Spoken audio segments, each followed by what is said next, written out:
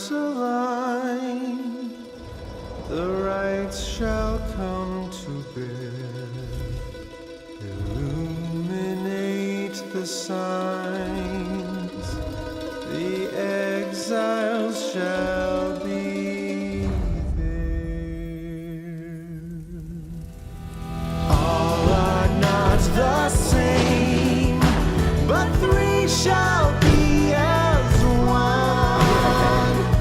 Freedom in the flame, the end has just begun. Strands may break alone, but twisted make a braid. Together on their own, the journey shall be made. The journey shall be made.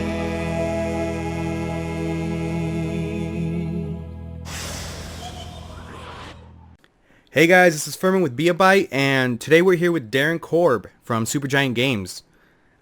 He's the composer, and he's worked on Bastion, Transistor, and the upcoming Pyre. How's it going, Darren? Pretty good. How about yourself? Pretty good. So the trailer for Pyre came out like 2 weeks ago, I think, or a week ago. The 19th, yeah. The 19th. Yeah. Yeah, I gotta say, I was really stoked to see this. Awesome. Yeah, Bastion and Transistor are we're super good games, and I love them. But your music did a really big part in all that. Well, thank you very much. I appreciate that. Yeah. So when it comes to Pyre, where are you guys in development, or at least your part of it? You know, the music. Yeah, I mean, technically we're, I guess, pre-alpha, so we still have ways to go. Yeah. A lot of game to make still, but we've been working on it for a long time. We started working on it a couple of months after Transistor came out, so like maybe July or something of 2014. Okay. So we've been working on it for almost 2 years now, I guess. Oh wow. So yeah, I mean, we it wasn't totally uninterrupted. We had some other projects kind of happening at the same time, but yeah, I mean that's sort of been what we've been doing most of the time, and for about a year we've been doing it like full time, I would say. So yeah, I've written a bunch of music, and we have a lot of stuff made, and it's coming along. That's great. Yeah, because I think it comes out next year in June, 2017 June. Is that We don't know when. But 2017-ish. Yeah, just sort of sometime next year. Okay. Yeah, I don't know where I saw June, but Yeah. yeah. Are you doing anything new musically with this stuff? Because I know that there was a pretty, I wouldn't say a big difference, but there's definitely an evolution between Bastion and Transistor. So I don't know if you're trying something different with this, maybe in the recording process or just in the writing process. Definitely. One of the big differences between Bastion and Transistor was the implementation, and we started experimenting a little bit with sort of multi-channel pieces with stems that we could sort of control either dynamically or intentionally with script, and we had most of the pieces split into basically 3 stems. Yeah. There was a vocal stem, sort of all the music stem, and then the percussion stem. So we could sort of control all those independently, and sort of the vocal stems for the humming at least would be sort of playing silently the whole time, and then you could either turn it on at any time with the hum button, or it would come on when you were in turn mode. So that gave us a lot more flexibility to do that kind of stuff. And I think one of the big things I'm doing now is I'm really sort of pushing on experimenting with what we can do with dynamic sort of multi-channel music. So we're really doing a lot more intricate stuff with stems and dynamic stuff happening with the music, which is pretty exciting for me, and it's a new way of composing a little bit for me, because the arc, you sort of create an arc for the piece, but the main arc of the piece is almost created based on what the player is doing to some degree, based on sort of what stems they're hearing at what time. And so it allows for kind of a lot more, longevity for the piece. Like you can use it for a lot more of more time in a game without it getting old, because you're not hearing Yeah. the same piece over and over again. You're hearing something that's sort of different every time you hear it. Yeah, definitely, because I've felt that on a lot of games that, the music definitely doesn't seem to be in the forefront, which is pretty, understandable for a game. The game is in the forefront, but you do get bogged down a little bit by stuff. But I don't hear this in what you've been doing, and it's something that really begs to be heard in different levels, if that makes sense. Yeah, for sure. Yeah. So anyway, that's sort of the main. I would say the main difference compositionally is that I'm sort of writing pieces with that in mind, that they will be stemmed out, and that there needs to be sort of stuff happening on all the different stems. Yeah. At just about any given time, so that if you dynamically switch to it, there's something that changes. So that's pretty different from how I normally work. Yeah, because even that is pretty apparent in the difference between Bastion and Transistor. I mean, I love the music in Bastion, but there was definitely so much more going on with Transistor. I would listen to some of the stuff, and I would hear different rhythms going on at the same time, which is really cool. And I mean, this stuff needs to be listened with headphones. It definitely does, because you get all those little textures in the sounds, and I don't know. It's headphone music. I could say. Awesome. Yeah. Cool.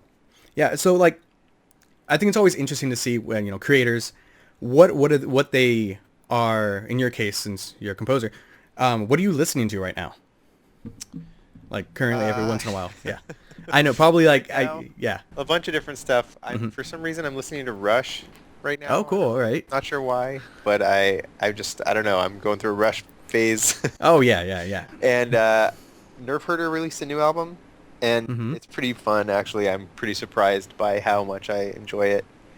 I just discovered these dudes called the Milk Carton Kids. The Milk Carton Kids. Which are like a folk duo, with like a little bit of a bluegrass kind of, in terms of the guitar playing, a little bit of that kind of an influence. One of them is two guys, and they both sing and play guitar, and one of them is like really incredible guitar player, like, but playing kind of folk music. So it's a really interesting.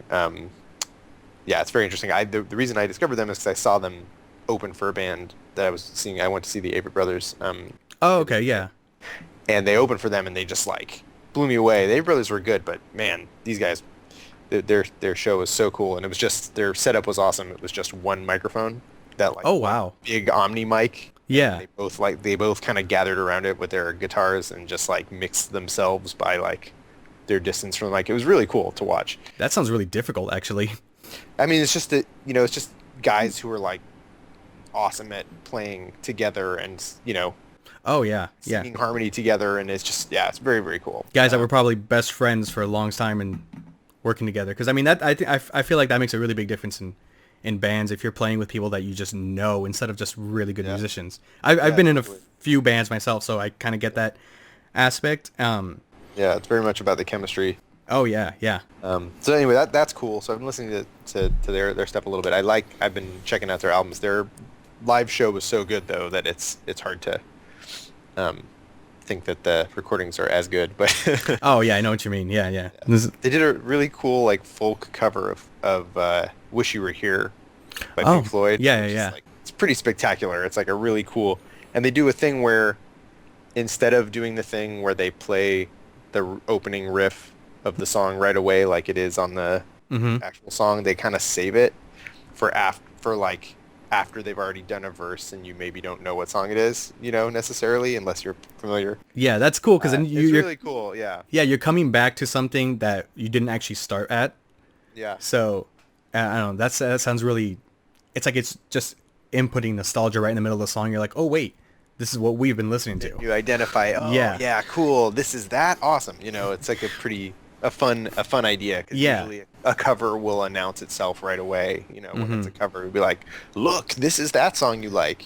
But we're singing it instead, not playing it, singing it, because the only difference is the voice. But what's cool about this is that the arrangement's very different, and they really do make it their own in a pretty awesome way, and they reharmonize some of it a little bit, actually, and it's really, really cool. That is really cool. I mean, covers are always a really fun thing. Yeah. Yeah. So I mean, I've seen that you've worked a lot with Ashley Barrett on this. Where did you meet her, and how did you get to working with her on this stuff? Because she is so good. Yeah, she's fantastic. We grew up both in the Bay Area, and had a lot of mutual friends growing up. I don't know if we actually knew each other. I don't think we did any, like we both did plays, musical theater at the same. Oh, I love musical place. theater. Yeah, I've done that a lot we too. did, like children's musical theater, and I did a few shows and she did some shows, but I think we didn't overlap on any. But we had a lot of mutual friends through that, and I was working on writing a musical with my brother a while back, and was making the demo album for that, and I needed somebody to sing a part, and had heard her name come up, recommended from some of the people I was working with who were friends I knew from the theater we did growing up, and so I she came and recorded some stuff for me and did a great job, and I thought her voice was awesome. And when I was working on Bastion, like a year or so later, I wanted a female vocalist, and I thought her voice would be exactly kind of the thing that I was hoping for. And yeah, I mean, and it worked out great, and we wanted to keep working together. That's awesome, because when I heard her, or when in that moment in Bastion, when you come across her character, her voice, the way it fades in, that really sold me on all of it. Just because, I mean, I haven't heard that done in a game before. I didn't expect it. And what I can see what you're talking about when you're growing up with her, because I've got friends that I've grown up with, and one particular friend who is an amazing singer, and we always never really collaborated together, but always wanted to, and always were around each other, just kind of like the way you're talking about being in musical theater. Yeah, we were in musical theater together also. Yeah. And one thing with Ashley's voice, it sounds like home, which it's perfect for that moment when her character comes in, and you just hear it in such a chaotic world that there's still somebody just sitting there playing a song. Yeah, that's really cool to hear. I mean, that's sort of definitely one of the ideas behind it, was to have something that is sort of beautiful and haunting in the midst of all of this chaos and everything. Yeah, I don't remember. Was her character playing an instrument, like the actual character design? Yeah, she has a little, like, a harp thing. A little harp. That's right. Yeah. It's been a while since I played Bastion. Yeah. Again with Ashley Barrett, when I heard Build That Wall, it's a great song. I love it. But the difference between Build That Wall and then the when the trailer came out for Transistor, it just seemed so much more worked together. The voice and the music.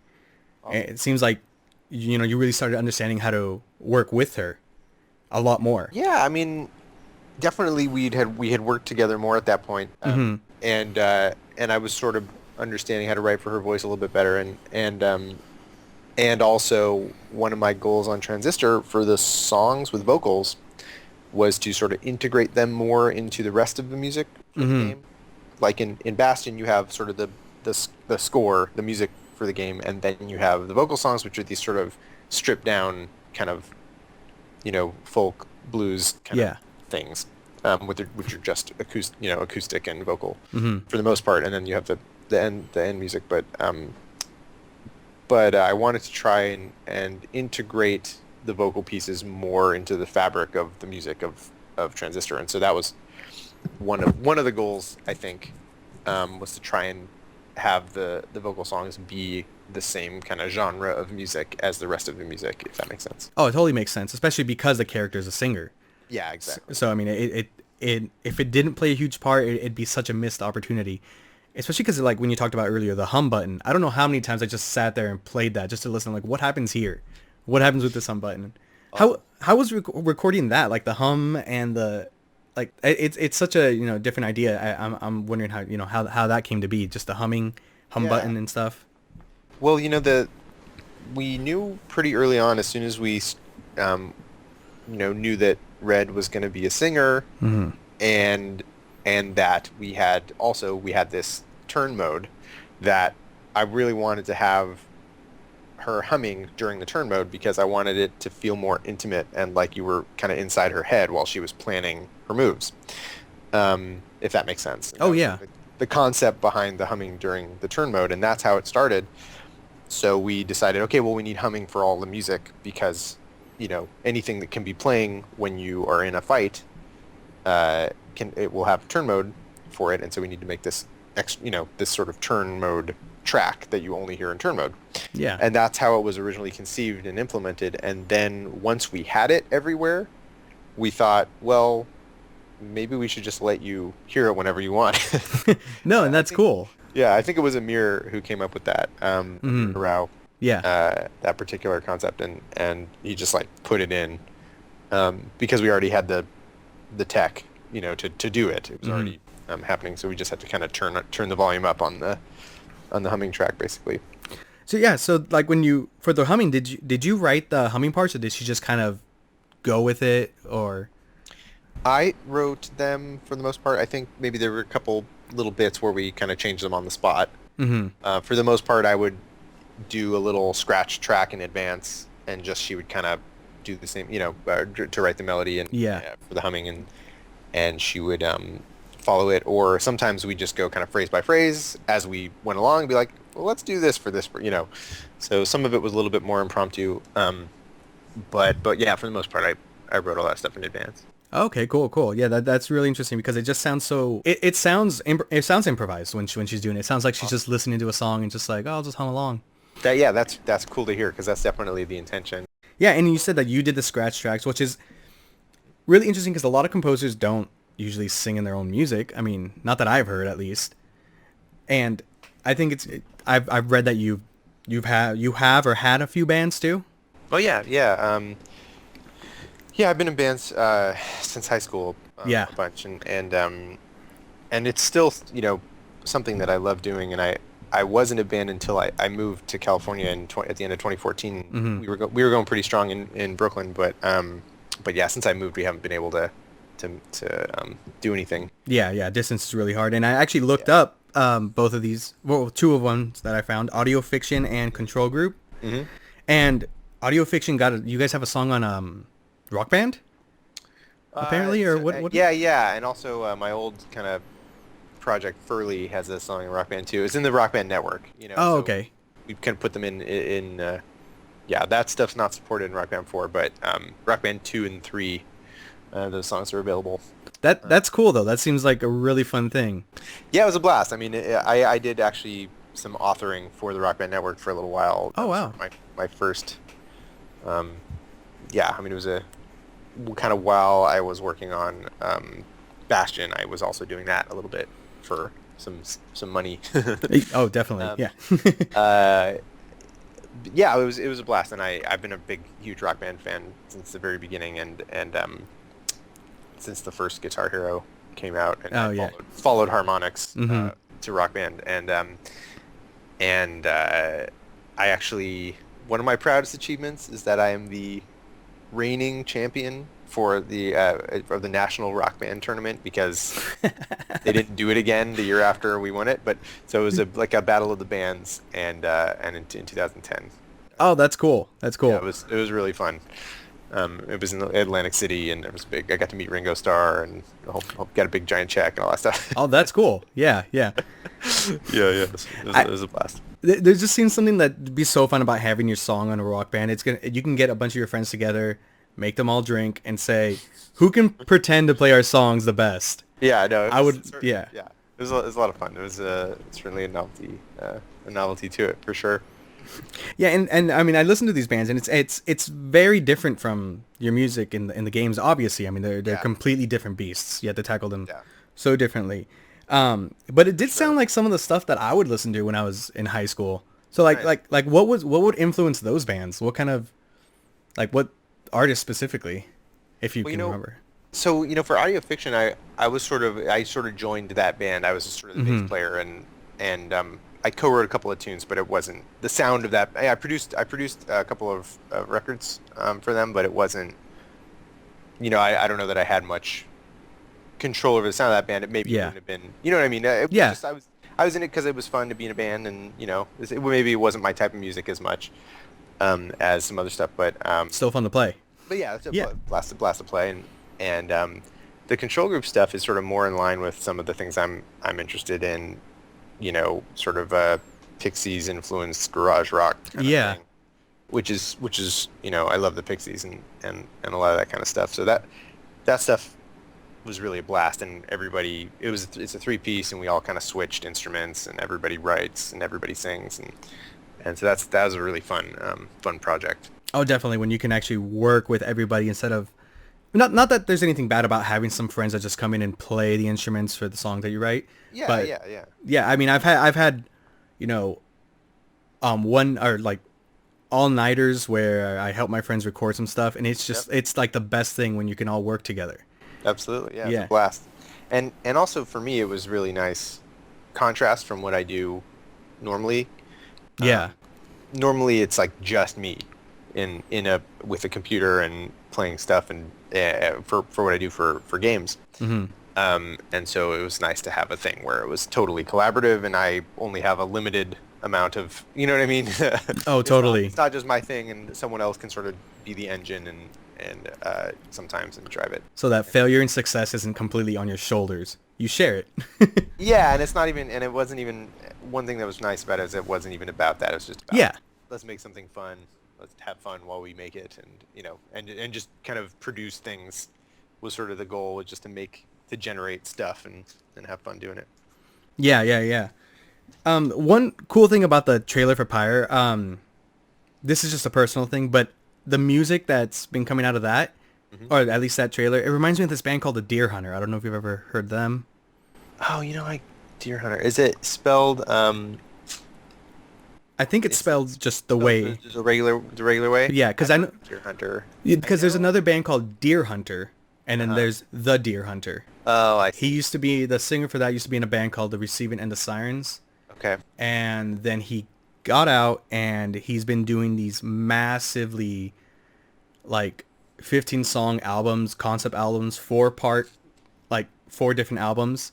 Oh, interesting. And there's so much going on that it really reminded me just the feel like of the melody in the song for the trailer, which doesn't mean much if if you don't know what I'm talking about, actually. So yeah, I know. I'm sorry, I don't. Oh, it's have a fine. reference. Yeah. I think you'd like them. I'd say check them is out. it The Deer Hunter. The Deer Hunter. Oh, The Deer Hunter. Okay. Yeah. The Deer Hunter. Yeah, I'll check it out. Yeah. So when it comes to the recording process, Oh, it's with the DEAR. Yeah. Deer Hunter. Yeah. Oh yeah. I forgot that there's 2 words. Yeah, I don't know why. The Deer Hunter. Yes. Yeah. If you write I've write a heard of letter to an them. animal. Yeah. I've listened to Deer Hunter with the other spelling but yeah, I've never listened to this dude. I should check him out. Yeah. Oh yeah, he's great. So when it comes to the recording process for you, I mean, how much, or like, I don't even know what to ask about this, because there's so much when it goes into recording. And I know I have got plenty of friends who are going to be listening to this wanting to know, because they're musicians. They're going to want to know everybody's recording process.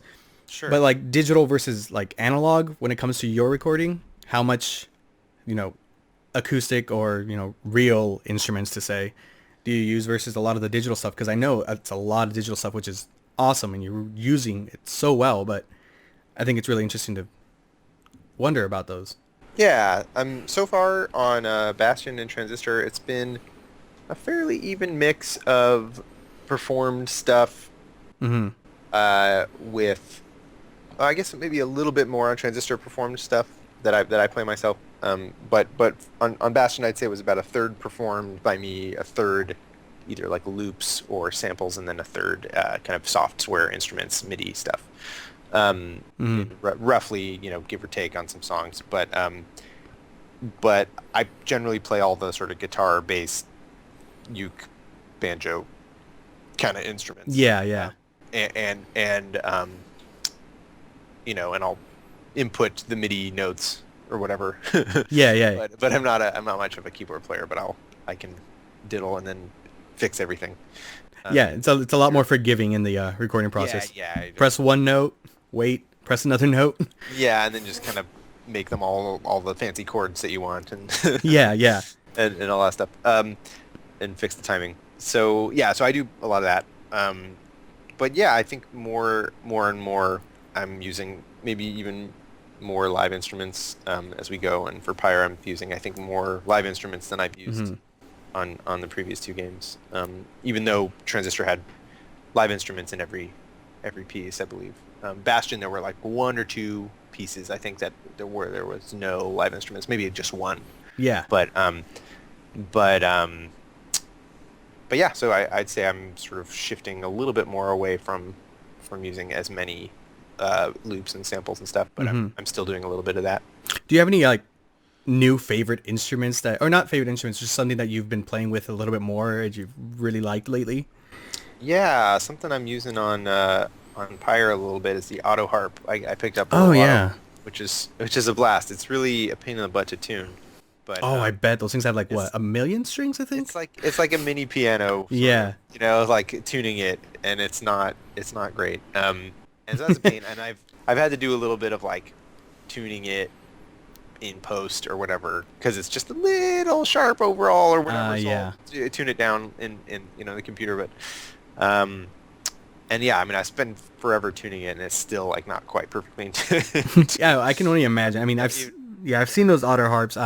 Friends band of mine, the Wild Reeds, really, really great band. They came out, they were playing, and my friend, she brought out the auto harp, and I was like, what is that thing? What is that, a table? Yeah.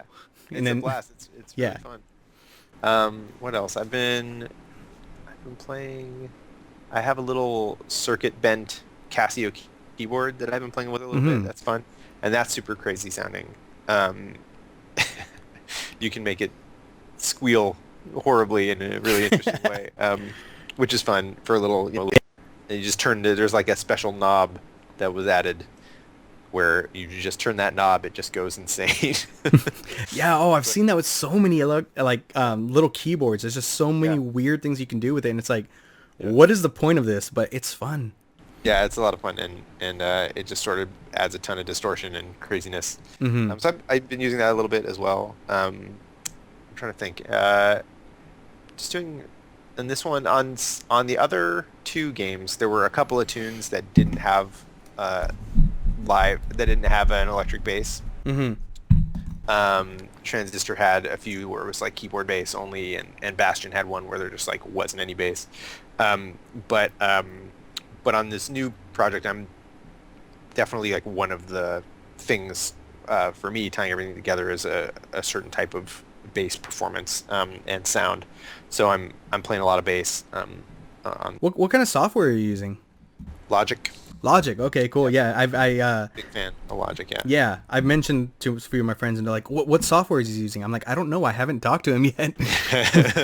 Yeah, Logic's my favorite. I've spent some time with Pro Tools and Digital Performer and all these other pieces of software, and a little bit of Nuendo and Reaper, and Logic is just sort of out of the box. I would say it's the most powerful one of all those in terms of just what it comes with. Yeah. And and how easy it is to access all that stuff and implement it. It's really, I mean, it's got a lot of bells and whistles, so there is a learning curve. But when you unlock that stuff, it's really, really crazy, like how much you can do and how quickly you can do it. I mean, one of my favorite things about Logic is all the really robust presets that they have. Yeah. And I haven't used Pro Tools since like version 7 or something, or 8. So maybe they added a lot of the stuff since, following Logic's lead. But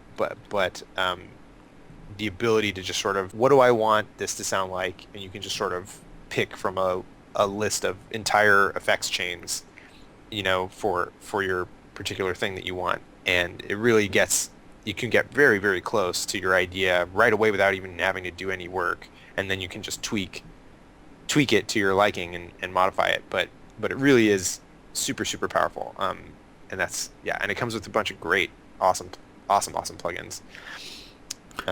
Cool. So yeah. Yeah. What about hardware? Like, what kind of hardware are you using? I mean, my friends are just pining to know with stuff like this.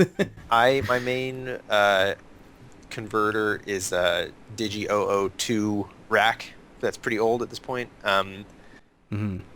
It has 8 channels, but I only use like 1 or 2.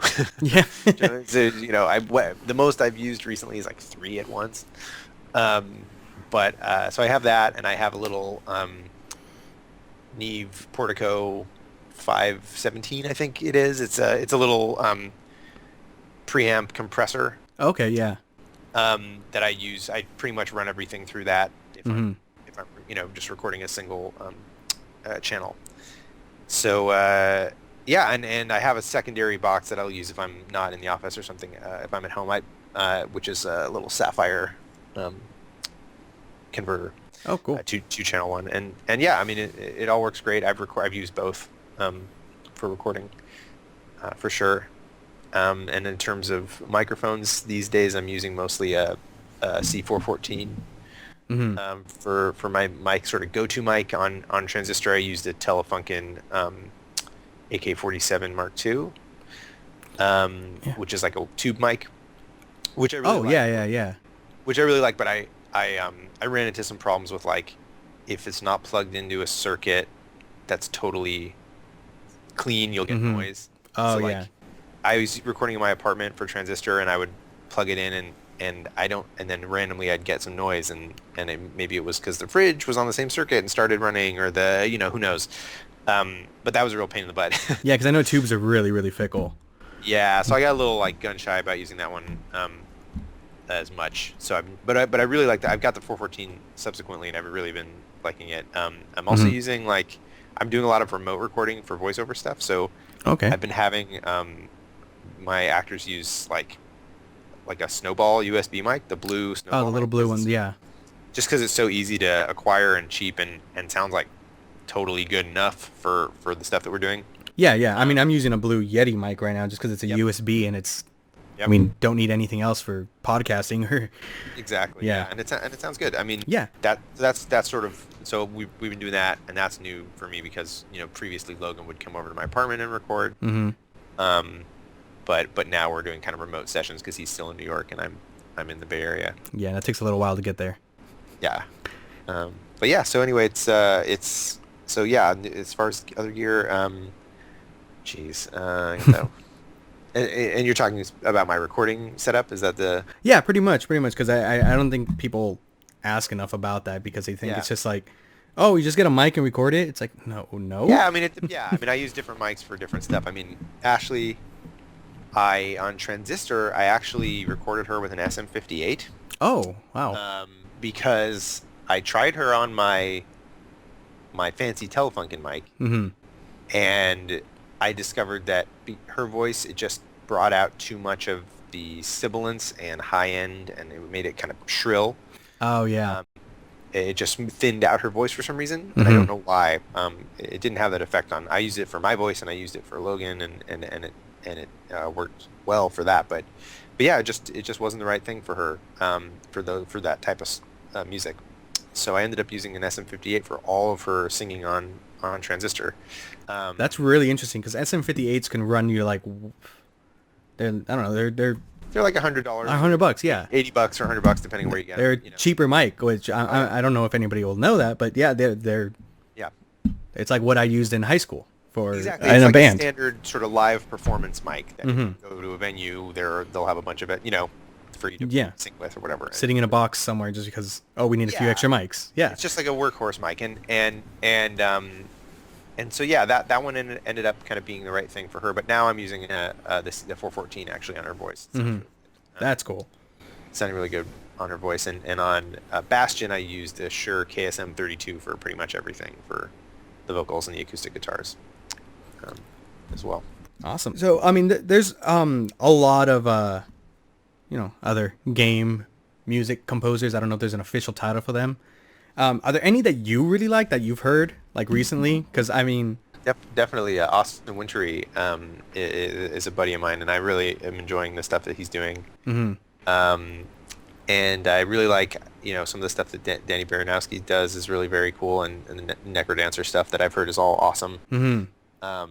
And yeah, there's a lot of people doing great work. So it's certainly Gareth Coker, right? He did the Ori and the Blind Forest music. That oh yes. That been checking that out recently.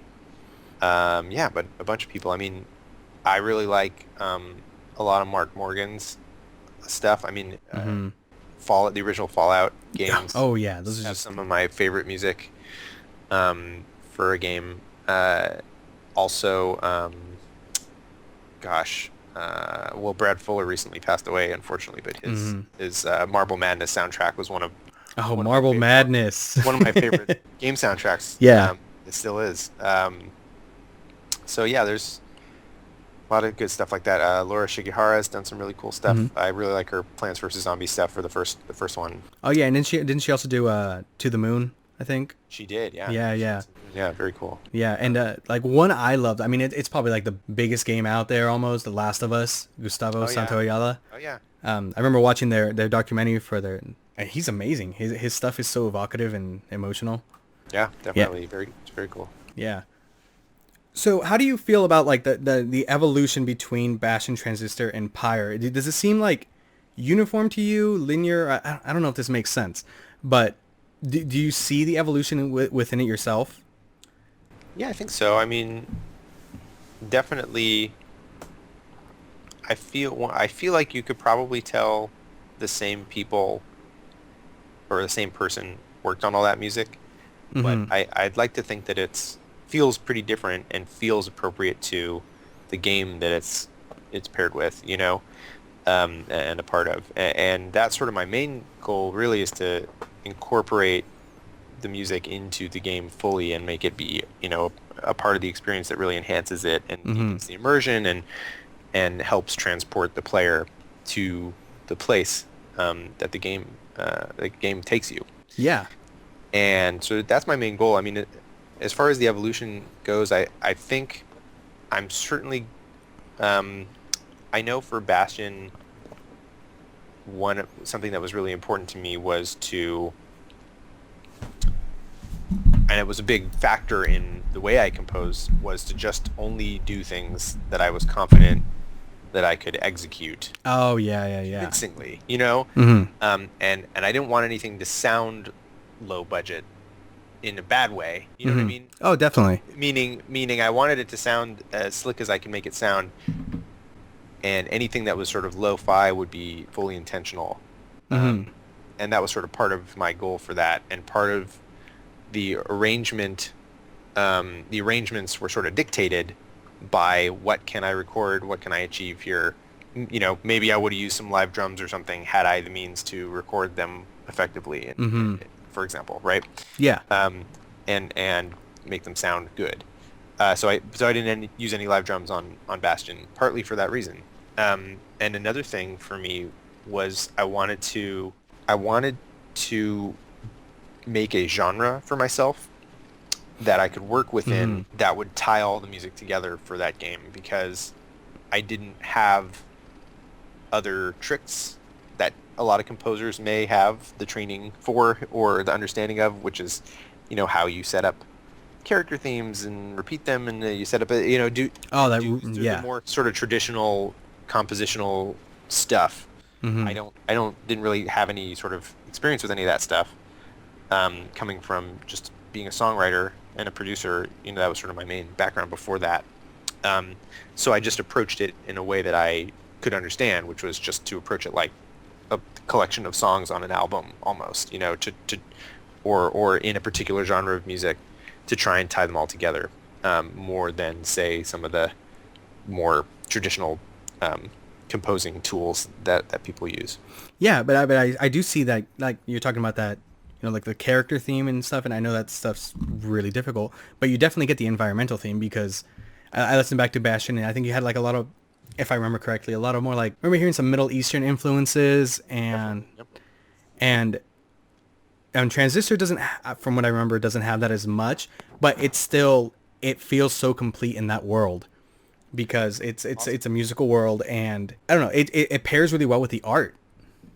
And yeah, I mean that's certainly one of the goals too, is to just sort of enhance the feel of the other components of the game, and play off of them as well. I think and for Transistor, I you know, wanted to set up a different style of music that would feel appropriate to that world and that game, and both, you know, Bastion and Transistor had sort of a mashup kind of quality to the music, I think, in that I would try to kind of mix disparate genres, you know, and put them together and to create something that was sort of new seeming, and also transportive. Yeah, something that had sort of familiar components mixed with components that were unfamiliar, to sort of help you go to a new place. Yeah. As a player, and that was sort of the idea. For Pyre, I'm doing a little bit of that. I feel maybe less of a need to rely on the mashup-y stuff. Mm-hmm. But I'm still using some of that type of thing. But I'm really excited about the Pyre music because it's maybe more along the lines of stuff that I would make just like for myself for fun. Mm-hmm. If that makes sense. Yeah, it totally does because Transistor was, and Bastion and Transistor were both, it seemed like they were pulling from so many different genres, which is great. But Pyre also seems a lot more focused.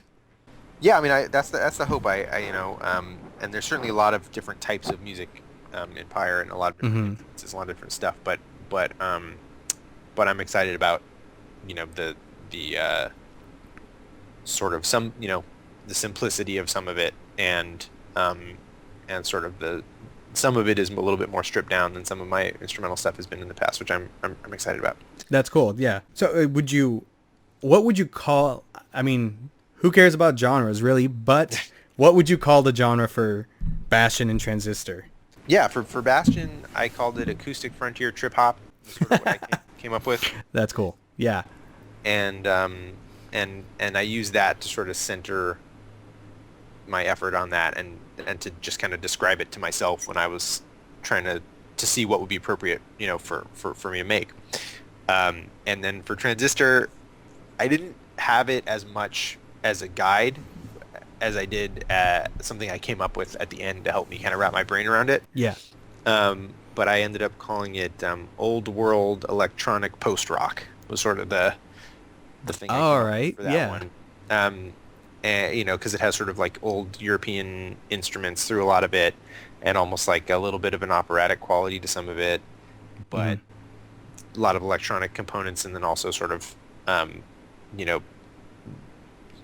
repetitive, delayed out electric guitars and things like that, which I associate a lot with post rock. Until you go to the beach. Yeah. That's That little, that's a little bit different. Yeah. that's fun though. That's a little break from that. I jumped in there and I was like, wait, where is this stuff coming from? But then I just hung out for a little bit, play with the dog, threw the ball around. Awesome. Yeah, that's a lot of fun to make that stuff. So yeah, I would say that probably describes. That's the best I can describe. Yeah. No, but that makes a lot of sense because it's for Bastion. I mean, was Bastion your first project, like a larger project like that? That was my first game I'd ever worked on. Okay, yeah. So I can imagine that must be kind of intimidating to know that you got to do I don't know. It just seems like a lot. Yeah, I mean, I don't know that I even understood the scope really when I got into it. But I had a blast, and there was definitely a learning curve for that game. I'd say the music came the most naturally to me of all the stuff that I did on Bastion. I did all the sound design and voiceover recording and stuff as well. And that stuff I certainly had more to learn on than I did the music, I think, because the music was sort of what I was already doing at that time. And I had done a little bit of kind of voice recording and stuff, but nothing like that. And so I directing actors and and things like that, stuff that I didn't have a ton of experience with. So that was cool to to be able to do, and I feel like I've learned a lot over the course of the first two games and now Pyre. But the sound design I think is the area that I started with the most deficit in my knowledge, where most catching up to do. And like figuring out how to implement sound effects and like how do you, and we were using a really primitive software on Bastion for sound implementation, so it was like we really had to, just to even do basic stuff like looping sounds, that was like a challenge to make it sound good. So we had to be creative with some of our solutions there. But yeah, that definitely a big learning curve for me there, but I was, it was definitely exciting to jump in and just sort of try and do something that I'd never really done before. I mean, that's the best way to learn from what I've realized. Yeah. And especially with the sound design, because a lot of people assume that, if you're writing the music, then why not just do the sound? And they're completely different worlds. Oh yeah, definitely. It's a whole other thing, but I definitely like that I get to do both of them because I can sort of use that opportunity to tie tie everything together. Hopefully, sort of the idea. I mean, it's definitely more on Transistor than on Bastion, I would say. I tried to tie the sound of the sound effects to the music as much as I could, and to the overall feel of the game and everything. Yeah. All right. So I just got a couple more questions, quick ones, and then we can part ways. So you mentioned musical theater. Which plays have you been in? Because I'm really interested. I've been in a lot of plays too. So Yeah, let's see. When I was in high school, I did Godspell, Pippin, and The Wiz, and what else? And then I did before that I did Joseph, the Amazing Technicolor Dreamcoat. Yeah. I did gosh, what else did I do? I did Music Man. I did Peter Pan a couple of times. I don't know. And then I did a bunch of like kids shows as a kid. That were sort of written for, I don't remember what any of them are, but I think they were original to the place I was doing them. And gosh, I did when I was in school, like elementary school. I think I did like a Robin Hood or something. Were you a fox? I don't know what I was. No, because Robin Hood was a fox in the. Robin Hood was a fox. Oh yeah, yeah, the Disney one. In the Disney one, yeah. Yeah, and then I also did. There was like a Jack and the Beanstalk musical thing that I did as well. Yeah, and I think a lot of people underestimate how powerful musical theater can be in learning music in general. Definitely. It's been a huge asset to me, and I'm sure it's been a pretty big asset to you. Just learning how to work with music in the most basic sense. Absolutely, and as a kid, I mean, you know, I it's the thing that I connected with most as a kid. I mean, I tried for a second to take piano lessons and just wasn't into it at the time. And yeah. But the singing I got into and was able to sort of latch onto that for sure. Oh, I did some more shows too. I forgot about those shows. There was some Anyway, I did a bunch of shows. yeah. No, it's fun because I'm actually exactly the same way. I guess my parents put me in piano lessons when I was a little kid, and I just didn't want to do it. Which is funny because, I mean, I play guitar now, and I've done a lot of musical theater, so obviously I like music. And then I didn't even know musical theater was a thing for the longest time. It just didn't occur to me that you can do it locally. And then I joined a local company, and then I've been doing that and did that for all of high school. Last play I did was actually Les Miserables, which was amazing. We were so good. That's fun, man. That's a blast. Yeah. So last quick question I want is, if your song Build That Wall was used as an anthem for Trump's wall, how would you feel? Not good. I would feel bad about that. That would be terrible. I don't know why I saw that, like, Build That Wall, and I thought of that one, and I was like, well, damn. Yeah, no, I don't support that. Let's be clear. I do not support that. So you can join everybody else that keeps telling him to not use their music. Just be like, Yes. That's not what that song was about. Yes. I mean, technically you're building a wall, but that's not what I meant. Totally different, yeah. All right, well, Same thing. That looks like it's going to be our time. All right, so thank you very much, Darren, and anybody listening, please check out Supergiant Games, check out Bastion, Transistor, be on the lookout for Pyre when that comes out. Follow Supergiant Games at Supergiant Games, I think. Is that their at Twitter? Supergiant Games, and I'm at Darren Korb. At Darren Korb. And then you can follow me at Koki_sorta. You can ask me what that means one day. And then follow us at Beabyte and check out beabyte.com. So thanks a lot, Darren. This is a really interesting talk. Really fun to learn all about the process that you go through to make this amazing music, really. Well, thank you so much. Yeah, no, not a problem. It was fun. All right. And if you write a musical, let me know. I will definitely audition. All right. Sounds good. All right. Take it easy, man. Okay. Bye-bye.